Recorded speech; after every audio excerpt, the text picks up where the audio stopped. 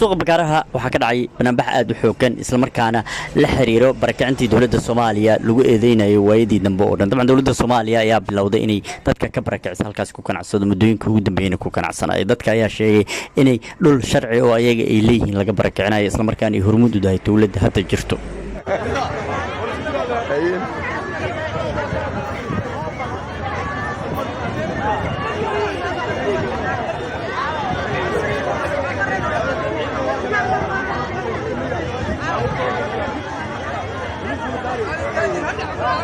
bannaanbaxan ayaa wuxuu muujinayaa in sida dowladda aysan uga xishoonaynin inay maalin walba dad guryahooda ka xogda ayadoo siinayso dad kale oo ganacsataa oo dhaqaalaha haysta isla markaana guryahaasi gadanaya ama dowladda lacag siinayo dabcan bannaanbaxyada waa ay socdaan maalmahan oo dhan Soomaaliyana ama magaalada Muqdishona markaati ay ka noqonaysaa bannaanbaxyo badan oo dowladda looga soo horjeesto kaasoo waliba lagu eedeynayay in dowladda dhac toos ay wato guryo sharciyeysan ay qaadanayso